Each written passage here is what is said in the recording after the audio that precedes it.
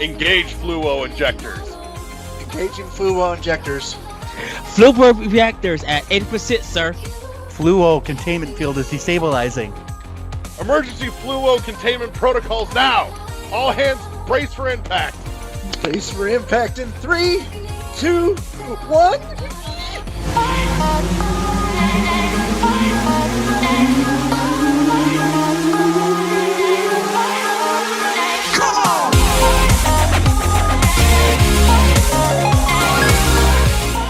Hot diggity damn World 101 podcast is back with a fresh episode for you. And this week, as always, we're asking the all-important question. What's going to fuck up today?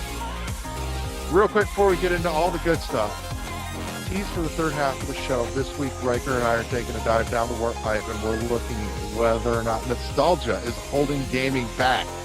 So stick around for that after the break. You can and should gently caress the inner thigh of the subscribe and share buttons, because when you do, they get really wet and turned on, and they make really, really pretty noises. Also, in the show notes down below is a link to our Discord where you can and should jump in and come talk to us about whatever the hell you want. Whether it's you've got thoughts on this week's topic, old episodes, ideas for future stuff to get into, or anything, whatever the hell you've been playing, jump in. We want to hear from you. That's in the links to the Discord, so click that, jump in. Quick shout out to our awesome sponsor, Imaginary Authors, helping you up your scent game with fragrances for guys, gals, and non-binary pals. All that out of the way. Choose your fighter! I am, as always, your host, Rob the Wall. Joining me this week are my compatriots and co-pilots, Zoe. What up? Zoe froze. Uh-oh. There's Zoe. Video's froze, but audio's there. I can work with that. And my homeboy, Wes Evans. You can't see it, but I'm dabbing. More importantly, you can't hear a dab. That's true. Unless I do it really, really, really fast. Let's try it. Nope, it didn't work. I almost heard something there, but it might have been your t-shirt shuffling. But I'll give you credit. Almost. I think that counts. I count it. I count it, and that means I win. I'm giving credit here. Credit where credit is due. All right. That's right. The callbacks. Okay, let's get into the fun stuff. Oh my gosh! Video games. Wes, what have you been playing? This has been a busy week for me. So really, there's only one proper game I've been playing, and that is Haunty on Game Pass, which is one that I think you guys should play. It is absolutely lovely. It's got it to the list.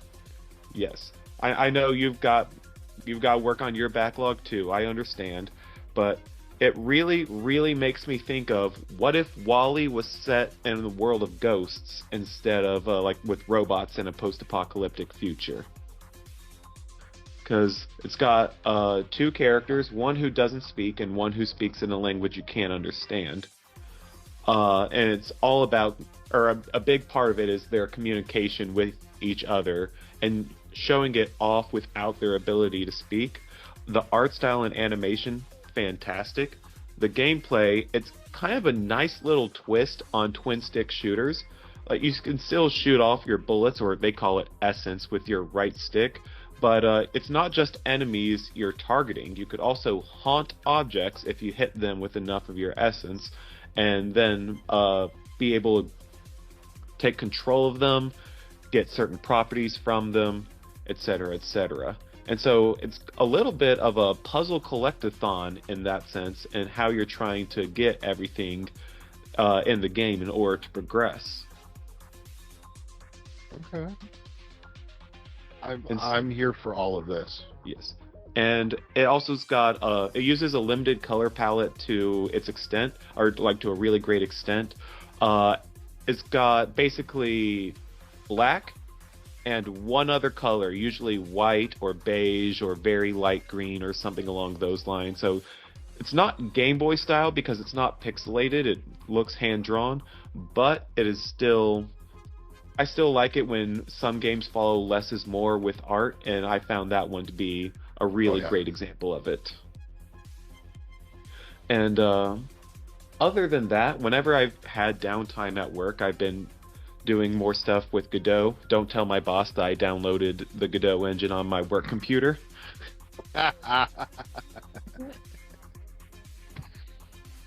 But yeah, I just keep me Yeah. and the whole rest of the internet.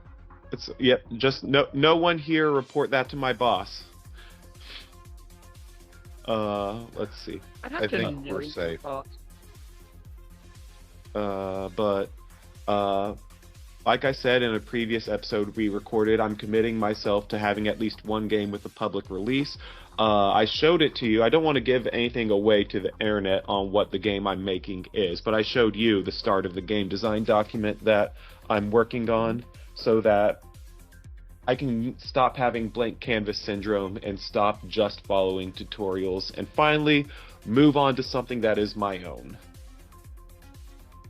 So, speaking Yeah, of you're in the like right building direction. games and stuff, Rawl showed me, I guess Braid has an anniversary edition coming up, and part of their commentary involves like It's talking about like game dev. oh yeah. So, if you want to take a look at that, like I said, they talk about like developing games and whatnot. So if that holds interest for you, that the anniversary edition does have like a game dev commentary. right. I think they said like 15 hours of fucking dev commentary. Right. So It's supposed to be meaty. I'm not going to tell. First off, I haven't gone through that commentary yet, so I cannot speak to its quality. I have, however, seen some of Jonathan Blow's streams and some of his clips from his streams, because he does stream himself programming. He is a brilliant man, absolute genius, but you should not listen to just him. Not because he's wrong, No. but because I legitimately think he hates life, and you need to listen to someone who's happy and can make you realize he's not upset because he's making games. He is just an upset man who happens to make games. So He might he be is making games because it's very tortured artist syndrome. right, and he. Sometimes you have to remember that the art is not the reason he's tortured. It's his style of expressing his torment. So listen to him, yes, but also listen to people like Game Maker's Toolkit and Pirate Software who can convey the happiness that they feel when they make games and whenever they talk about making them as well.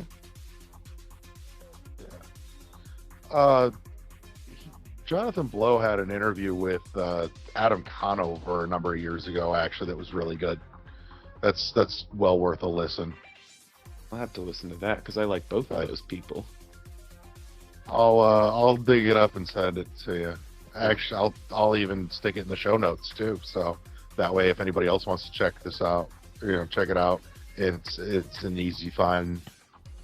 But please So, don't ever anything think else I'm saying, spinning?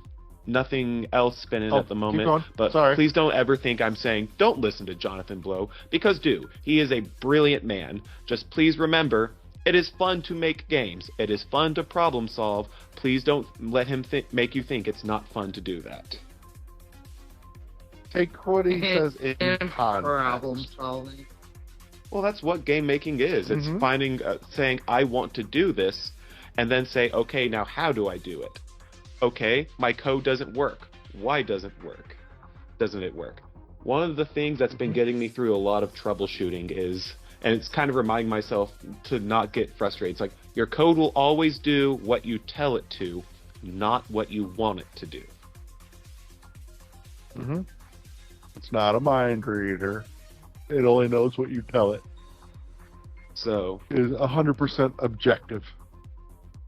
So, with that segue, I'm going to toss it over. Dear, what have you been playing?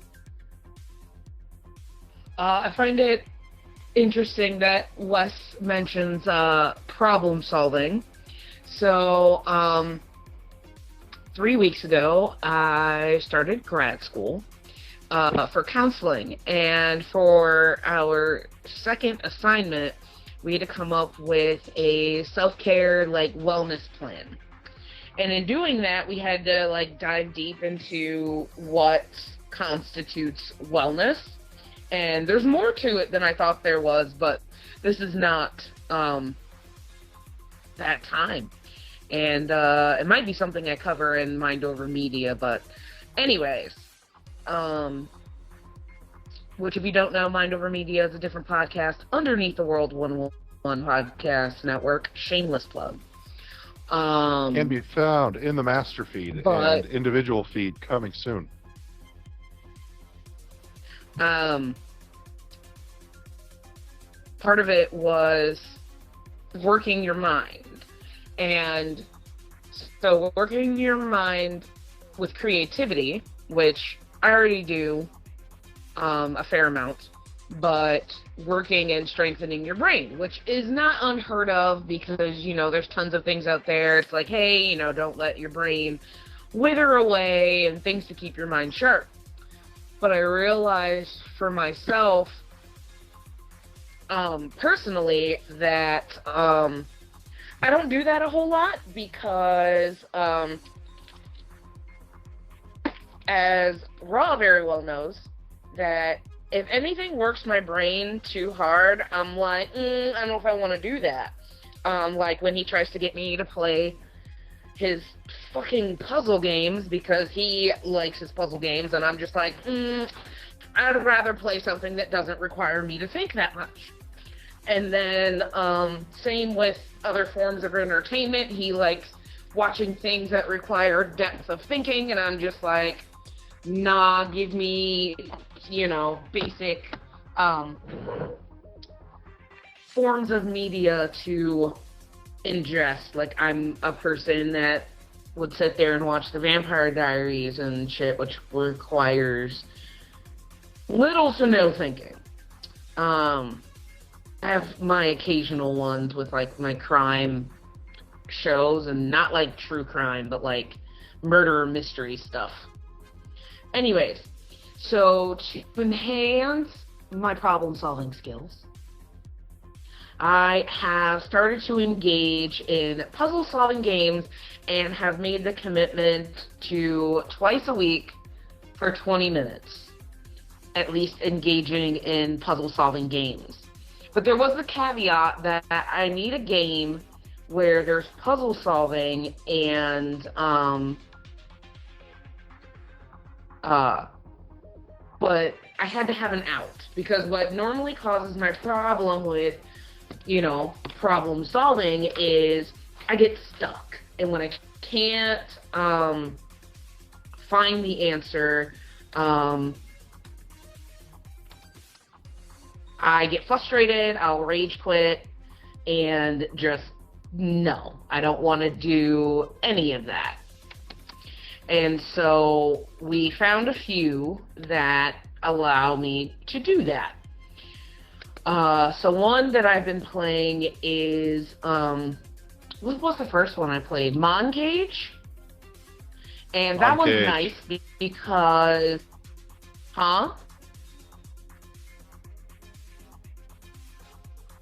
He was confirming Moncage, yes. Okay. We're gonna take a short pause so I can go grab my earbuds. Just make sure, you know, you edit I can this edit out the later. pause. But That's not give a me big deal. Yeah, that's easy. Give me a second. And that's one more game going on the wish list. This art style reminds me of Inside, Moncage. Mm-hmm. Moncage was wonderful. I have no idea if the gameplay is even remotely similar to it, but the art style does make me think Inside. No, it's very different. Gotcha. And yes, I do eventually want to get a headset, but a good headset costs money that I don't have, so. I know. But your earbuds should be sufficient, I would think, actually. Give me a moment. I So gotta I seriously think it might be a make sure. connection. I'm really curious as to what network you're connected to. The I regular wonder one. if you're connected to one of the junk networks. 'Cause you don't usually come in this choppy. I'm connected to SR388. Switch over to the Verizon one.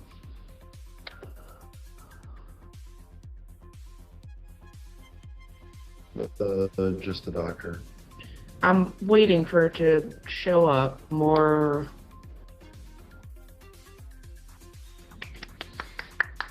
You're gonna have Wes do another countdown. That's fine. Yeah.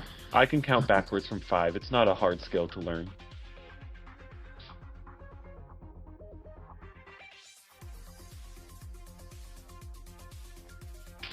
What? Counting? Let alone counting backwards. There you go. I am connected to. What is that? Oh, that's much better. Okay.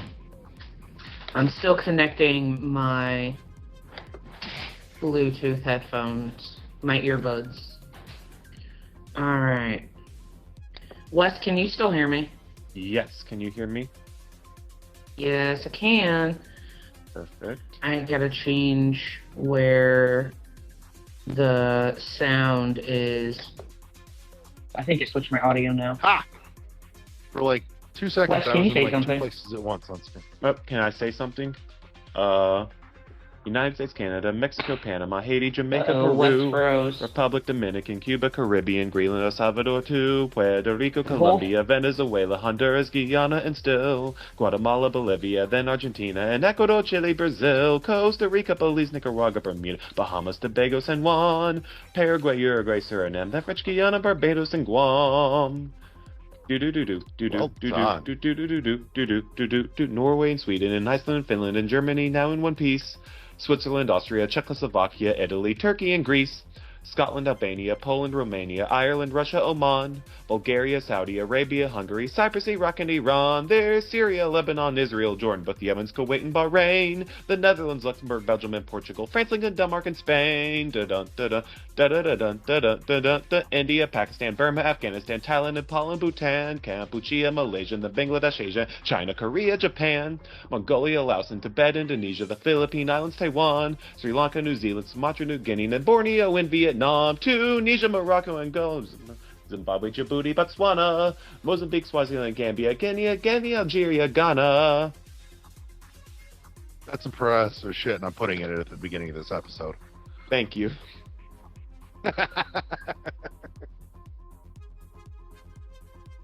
I don't think Zoe heard any of it, unfortunately.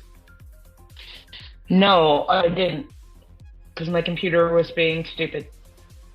It's okay, I can start over. United States, Canada, Mexico, Panama, Haiti, Jamaica, Peru, Republic Dominican, Cuba, Caribbean. I'll stop. El Salvador, too. Puerto Rico, Colombia, Venezuela, Honduras, Guyana, and still Guatemala, Bolivia, then Argentina, and Ecuador, Chile, Brazil, Costa Rica, Belize, Nicaragua, Bermuda, Bahamas, Tobago, San Juan, Paraguay, Uruguay, Suriname, then French Guiana, Barbados, and Guam. Okay, so this is on the recording. You can Yeah. totally cut that out and put it somewhere.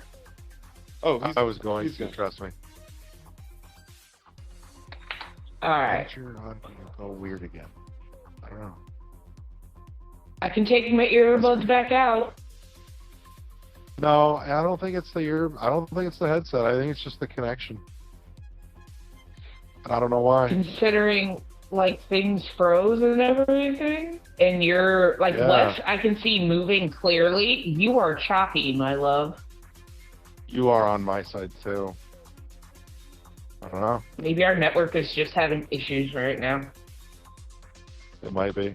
But as long as the recording is clear, that's all that matters. Basically.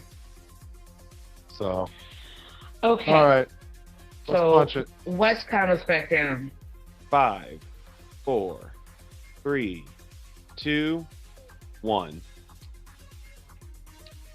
So I've been playing Moncage, and that one was good for problem solving because when you get stuck, it can give hints. And I like to try really, really hard to do things on my own. So I like that they give the hint in steps, and I can decide, how much of a hint that I want. But ultimately, if I get, stuck, they will show me a video of what to do. So I played that one. There's the Maw. That was the other one that I was playing, which is a 360 game. And there's no hints in that one, but I think just the fact that it's adorable makes me want to keep going. I guess there are hints because they put little question marks on things for you to go and investigate, and it even gives you reminders for what button. No idea what that means. It means it's built into the game, into the world itself. And then they give you reminders for what buttons to push for things. Now I have no idea if that continues throughout the entire game or not. But I know early on, it's great. My issue is these games I was playing is going in between the Switch and the Xbox, so the fucking controls make me want to throw my controller more than the actual fucking game does. It'll be push the A button, and I'm wait, A's not over there anymore. And then the one that I played today, which honestly shows a lot of growth, not even just since playing these games, but since the last time I played this game, I played The Witness, and I looked at it differently. So one, this kind of goes to what Raul was doing when he was helping me, is doing things with an assumption of how things work. So initially when I played The Witness, I went in order, and when I got stuck on something, I would just quit because I was fuck, I can't keep going. And he's you can completely go to a different area and come back to this. There is no linear progression for this game. And I'm I didn't even think about that. I just kept trying to bang my head against the wall until I got it. And so also this time, and I don't know if it just helps me with memory or just how I process things, but when I was doing the puzzles, I was making noises when I would complete the puzzles. So there's some of them where you have to hit things in a line in a puzzle, and when I would get one, I'd be boop, boop, boop, and I don't know why, but it was something that I did this time. And then if I messed up, that had a noise. There was one where you had to use some of the things in the background and outline them. And I don't care that this is giving away something. It's one something out of the entire game, but there's one where you have to use the rocks in the background. And so you had to outline these rocks. And so when I got them, I was rock, rock, rock, and just speaking while I did the puzzles. And I don't know why it helped, but it did. And I don't know if it was because it was easier for me to retain an audio of what went wrong, in my brain, over visually remembering, oh, I did this before and that didn't work. I also realized I do a lot better with visualizing if something's going to work or not, rather than using my controller and going through a million different choices. There were some of them where I was just there was one where I asked Raul for a hint, and while he was talking to me, I put the controller down. And literally before he gave me the answer, I fucking figured it out. So in my brain, I was me putting the controller down helped me think. And so then the next puzzle, I did that, and I got the answer a lot faster. And it was a harder puzzle. And so just learning tips and tricks and realizing sometimes I might get stuck because I'm making an assumption about how to solve the problem. So it's definitely helping with my problem-solving skills, and we'll see if this translates into real life when I come across the problem. I can't say right now I don't have problems in my life, but a decent amount of those problems are not things I have control over. Just mitigating how much of an effect they have on me. So when I encounter a problem that I can control, we'll try it out. But as of right now, I don't have one of those. I have external influencing problems. But that's what I've been playing. Lots of puzzle very games. much is Oh, and I about- finally. Sorry. Only thing I was going to quickly mention is I finally rolled credits for Hellblade 1. And the ending really hit me when, like, she's trying so hard to do this thing that she wants, but it's not good for her. It's not what she's supposed to be doing. And in my head, it kind of correlated to a problem I was having in my own life. So, for our listeners who don't know, me and my husband are poly, which is relevant to what I'm about to say. So recently, Zoe has been having a problem with, like, trying to find other partners or having those relationships work. And I don't know, after playing that, something clicked in my head. I'm like, Zoe, maybe that's not what you need to be doing right now. Like, I know that this is what you want and you really want to have this in your life, but, like, what if it's not good for your life right now? Which makes sense because my life is hella busy now that I started school, and trying to balance work and school and, like, home life is already fucking difficult. I couldn't imagine trying to fit in a partner at the moment. So, yay for learning things about myself through video games. Well, I was just going to say, as much as about language and linguistics, it's also in large part about emphasizing and encouraging ways to go about problem solving, including walking away from something for a minute. So there's a lot of layers in The Witness in terms of what you can take away from it and what it's about. And those are just a couple. And those are big, so. But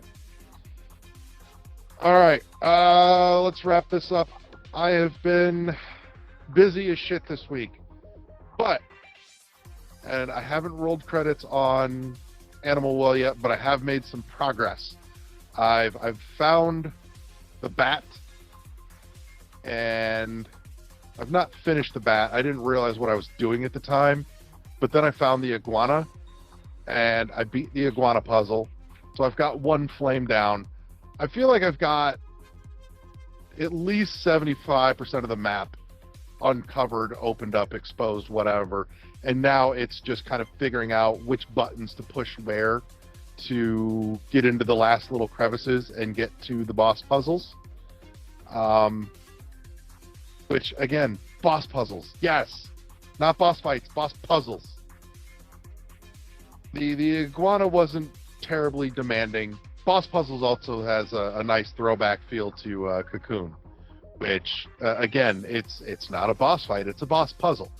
You just have to, it demands a little more coordination than just here's a puzzle, solve a puzzle. It's no, there's a demand on your attentiveness and your platforming as well, so it's a boss puzzle.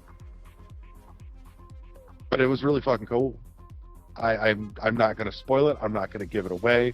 I'm just going to say that Animal Well continues to amaze and impress me in all it does. And I'm hoping this week to be able to roll credits on the first layer of Animal Well. I don't know the specifics yet, but I know that there's a bunch more in subsequent runs of Animal Well to uncover that you won't see until after you've rolled credits once. That's been most of what I've been playing this week is just trying to push those last outer edges of the map on Animal Well and find my way into the boss puzzles and get through those so I can get to credits and start digging into the real fucking mystery, which this reminds me a lot of, in all the right ways, it reminds me very much of Fez. I can see a very heavy Fez influence in Animal Well, and I don't see a world where that's in any way, shape, or form a bad thing. Hopefully Billy Fez was Basso is not a magnificent. Phil Fish. You know what? Honestly, I don't have a problem with Phil. I think Phil got the short end of a real crappy stick, and he finally had enough. Like, he might be a little bit prickly, kind of like Jonathan Blow, but at the same time, he didn't deserve the heaps of vitriol that were spit at him. You know, to be fair, But that's my take. I have not looked into the situation in a long, long time. It is perfectly possible that I have since Oh, I matured did. or need to say, hey, maybe I was wrong to hate him back then. So let's look more into that before I'll I make put it- any further comments. I'll throw a little nugget out there. I'm going to throw a little nugget out there. A number of years ago, we actually made contact with Phil and inquired very politely, even though it was, post industry exit, about, asking him to come on to see if he'd, be willing to, come chat with us. And he very respectfully declined, and I didn't push it further than that. But did get to continue on some conversation back and forth in email with him after that, just, the two of us, and was really super chill, really nice dude. Like, I don't have a bad thing to say about him or the interaction that I've had with him either. So, And there's my personal experience. And you know with the what? guy. When he had let's just, for the sake of this argument, I'm looking it up more now. So here I am saying, at the very least, I was wrong at least a little. Might be even wrong more, but I'm for sure wrong at least a little. For one thing, the incident that caused everyone to hate him a bunch, where he canceled Fez 2 because of Twitter beef, that was over 10 years ago now. So even if he was I know, in the and wrong, it still then, makes me sad. yeah, even if he was in the wrong, then 10 years is a lot of time to change. So you know what, Phil, if you heard me say that, I'm sorry. I shouldn't have assumed. Even if we make the assumption that you were in the wrong then, I shouldn't have assumed you're still like that, and I should look deeper into it before making any further comments.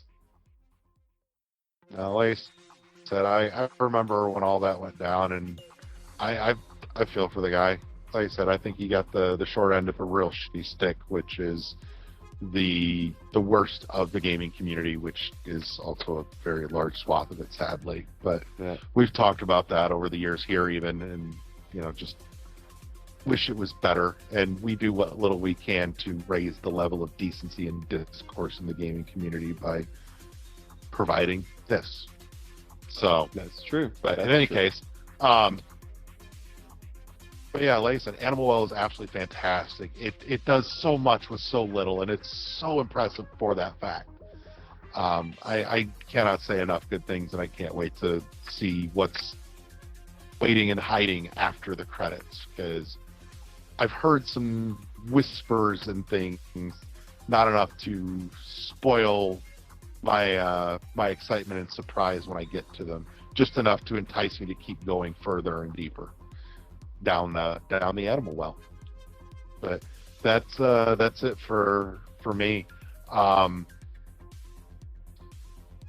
think that means we're almost ready to hit the break. But before we do, a quick word about our awesome sponsor, Imaginary Authors, helping you up your scent game with fragrances for guys, gals, and non-binary pals, including one of their newest, and this is quickly becoming a favorite daytime scent for me, is The Language of Glaciers.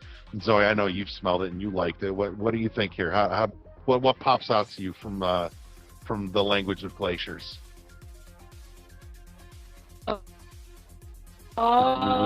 I think the one that I said, like, it just kind of, I don't know. There you are. I'm You're here. good. Hi. If I remember correctly, because it's not like I'm smelling it right now, so this is just from memory, but Oh, watch it me. just had a very crisp, clean. Of course you would. A crisp, clean smell, and it didn't have like something super musky. And sometimes that's really good. I'm not saying having like a musk or a distinct scent is bad, but for me, it just, I don't know. I have a friend of mine, and I always tell him this. Like, he just smells clean. Like, if he smells like he just hopped out of the shower and his clothes just came out of the laundry every single time I see him. And yeah, no, it has. Don't get me wrong. It's got definitely like a cologne-y smell, but like, for those not watching the video, my husband just put it on his wrist and had me smell it. Yeah, it just smells really clean. Like if you had like a, like male scented like soap. So mix like a man's cologne and soap, and then that's kind of what you get. Which is not bad. Like I said, sometimes not having something with like a thick scent is very nice. And they're all that we smell clean.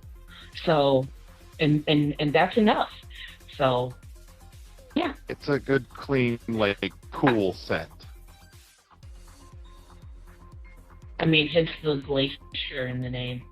You said that they make stuff for, Definitely. guys, gals, and non-binary pals. I have not looked at their, like, female collection, and I should, just to see what's there.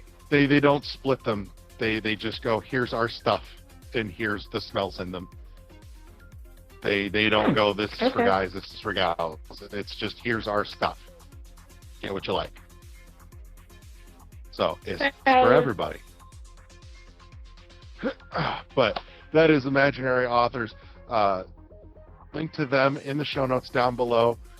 Go check them out. Go get yourself some good smelly stuff. Colognes, perfumes, fragrances, perfumed oils, bar soaps, perfumed candles, all excellent stuff. Go check them out, and you've got just a moment to do that while we jump to the break.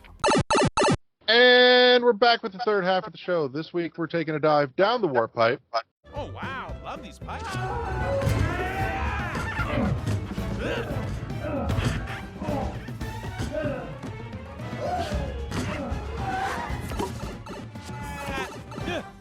And we're asking the all-important question: is nostalgia holding gaming hostage as a medium? So, let's jump into this meaty nostalgic topic with my good friend Riker. So, you definitely said you had some feelings on this when we were figuring out what to cover this week. You want to jump in with some opening thoughts? Yeah. You want to draw first blood here? I can. I don't think there's any blood to be drawn here, because my answer honestly is no. I don't think that it is. Ooh, Okay. do you have a differing opinion there? Oh, I do. Ooh. I also feel the Well, same about orange soda. How do you feel about orange soda? Because I do. Ooh. I gotcha. No, I mean, honestly, I feel like the first thing that comes to mind when you ask me that question is remakes. The remakes that have made a sudden and aggressive appearance in gaming here in the past couple of years. Resident Evil, that's the only one I can think of right now, but you know what I'm saying. There's been a lot of remakes. Wasn't there a Halo remake too? Yeah, the anniversary stuff that was in the Master Chief collection. Yeah. Which, So that being said, those weren't even remakes. Those were just remasters. yeah, remakes, remasters, that all kind of falls into nostalgia. And my stance on it is that while a lot of people have been hating on the remakes, remasters, you know, I don't see a problem with it.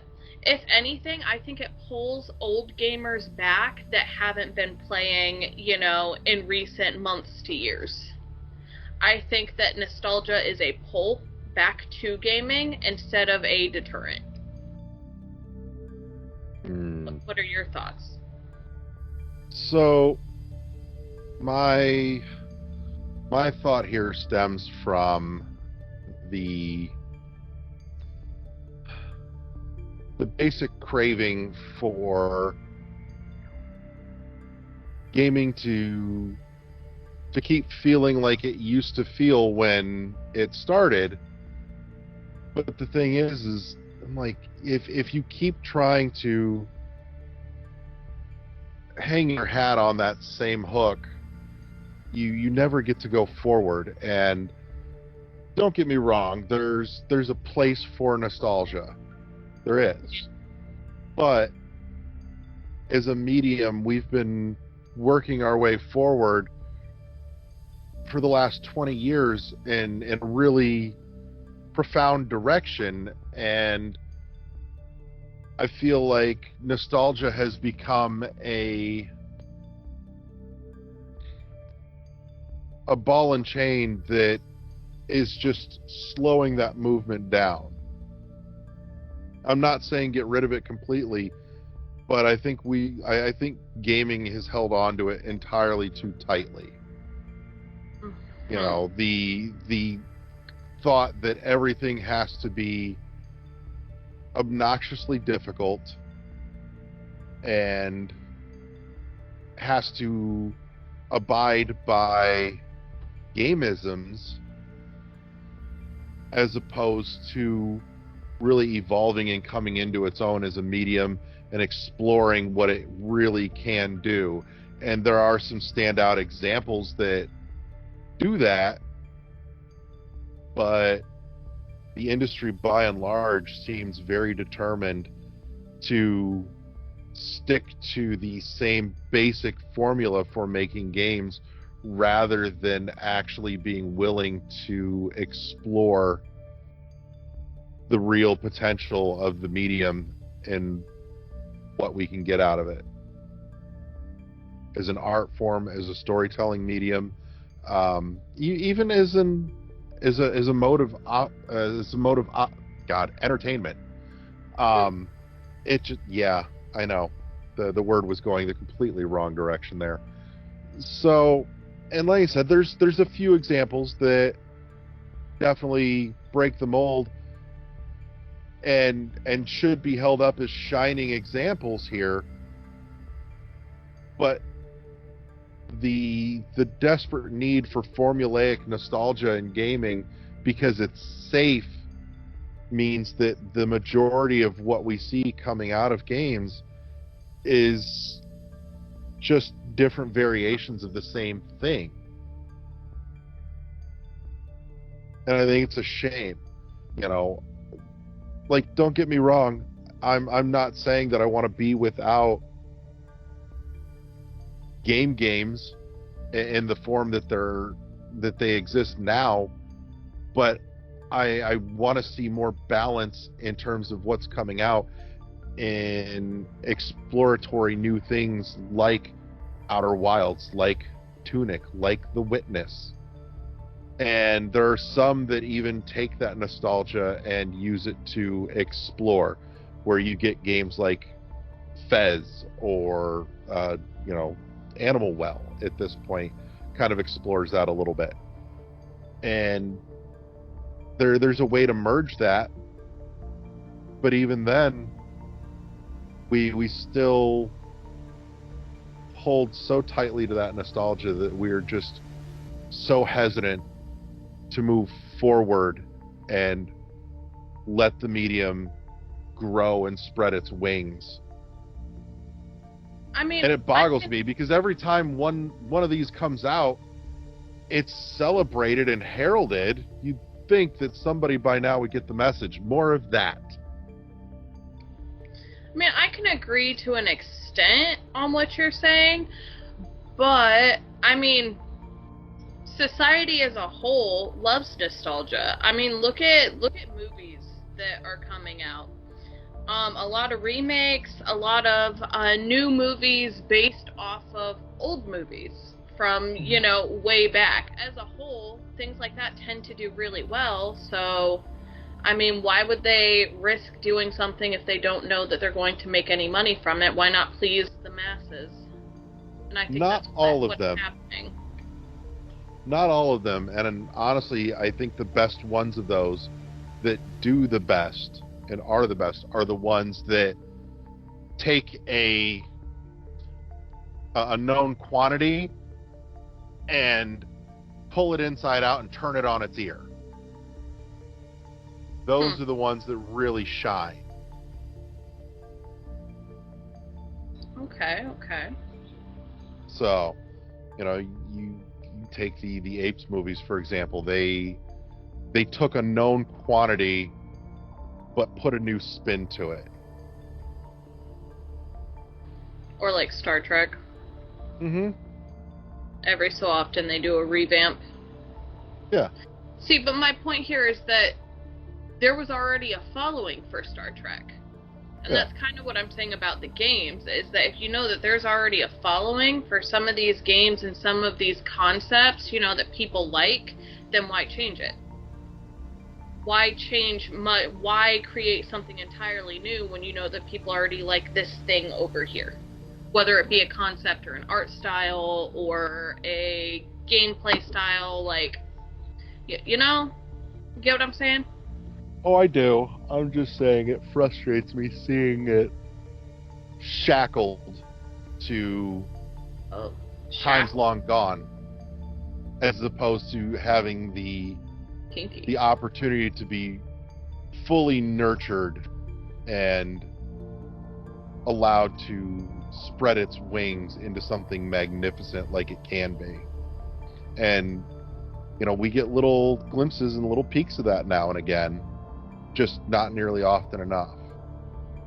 I just think we're at a point that there's not a whole lot of new concepts, new ideas to be pushed out. Not to say that that's permanent. I just think that in the past several years we've really done a lot, especially pre-2020. Like, we really did a lot. A lot of new stuff came out, a lot of new ideas, a lot of new concepts, from gaming to movies to even hobbies, like people's hobbies also.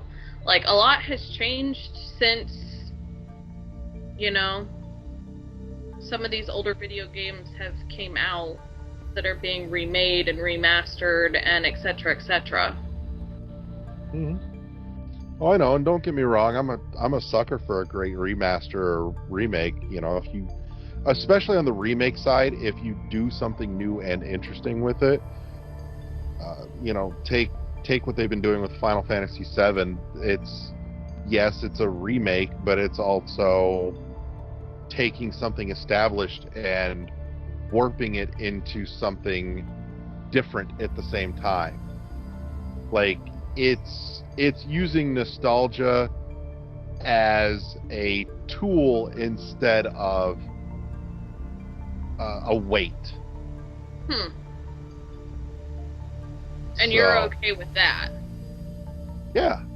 I mean, like I said, there's a place for it, but, you know, use it to your advantage. Don't let it be something that drags you down and keeps you from moving forward. Okay. And I think that's where we've been stuck a lot, is that it's nostalgia being a tire stop rather than being burned for fuel and used to move things forward.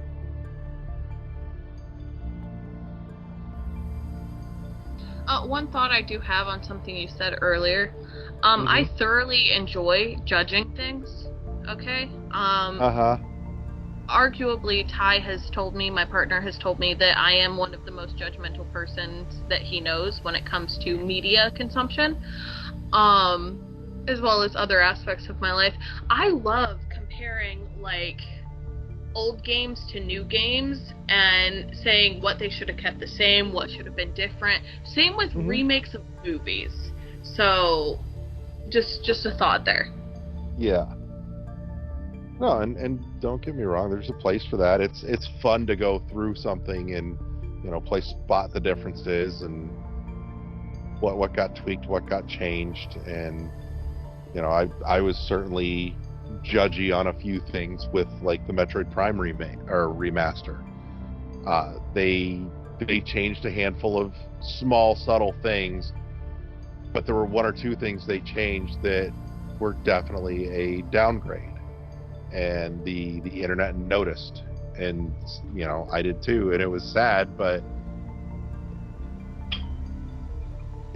it's fun just to pick over that stuff with a fine-tooth comb. I'm not saying it's not. I don't know, I feel like society as a whole needs to take a long rest, not a short rest, like what we keep doing in my D&D campaign, and really rethink and revamp media as a whole, and I feel like maybe that's what we're doing with all of these, remakes and remasters.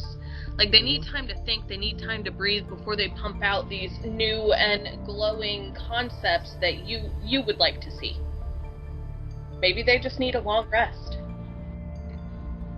It might. I mean, don't get me wrong, there's some retro-fueled stuff that keeps turning up that gets me excited, but even then it's retro done right with those quality of life tweaks and changes, at least, instead of, and I see it from time to time, not as much as you used to, but the bitching and complaining that games are too easy now.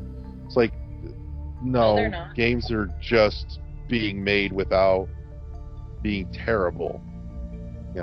Because you grew up on a glut of games that were poorly made, that made them unnecessarily difficult, and we put up with it because that was the one game that we had money to buy that, for an entire fucking month. Like Finding Nemo. I was gonna point out some others, like, The Lion King. Or, pick probably 75% of the NES library at that point as well. Yeah.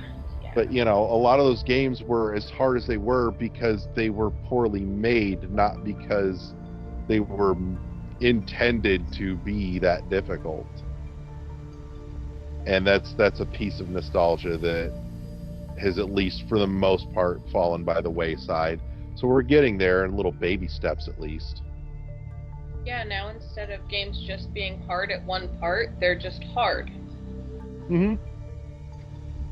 But I mean, at least if it's made that way on purpose, I can get behind it. You get into stuff like Dark Souls, anything in the Souls genre, and yeah, it is punishingly difficult on purpose, but it's also not unfair either, and that's a big difference. Yeah, and you know what you're getting into. Like, that game has the reputation for being a ball buster. Right.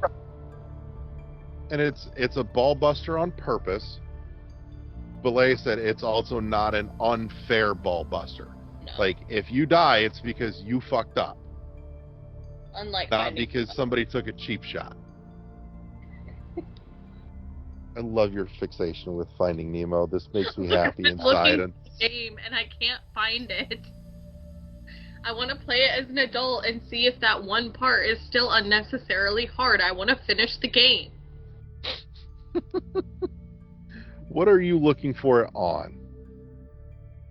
I've looked on the PlayStation Store and I've looked on Game Pass.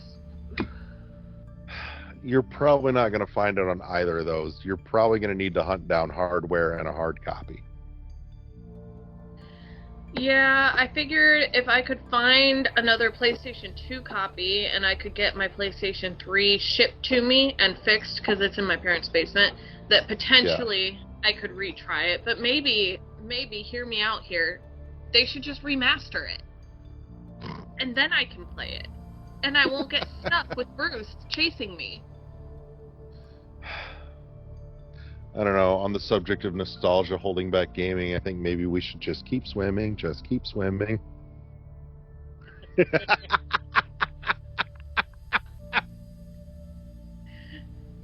I mean, when society takes a long rest, you just have to sit there. Whether you're an elf and you only need the 4 hours, you just gotta sit.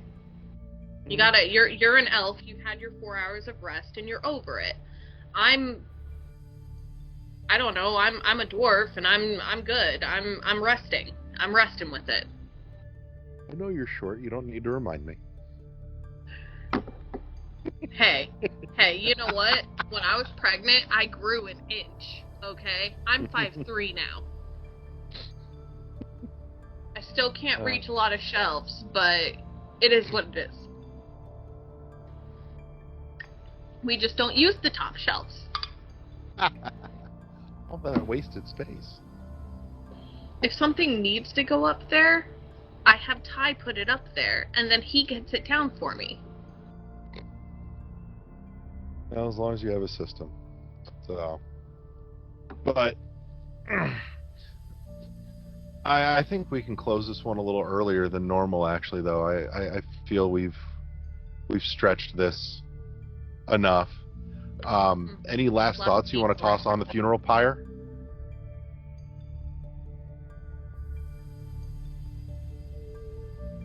No, I'm good. Well, I'll leave my final thought as a summary then. I'm not saying throw the nostalgia away, but put it to work for you instead of letting it weigh you down and hold you back, which is what a lot of gaming has been doing for the last 10 to 20 years. And, you know, I'm not saying get rid of it. Don't. There's a place for it. But it's definitely out of balance right now inside the industry in terms of what we see coming out.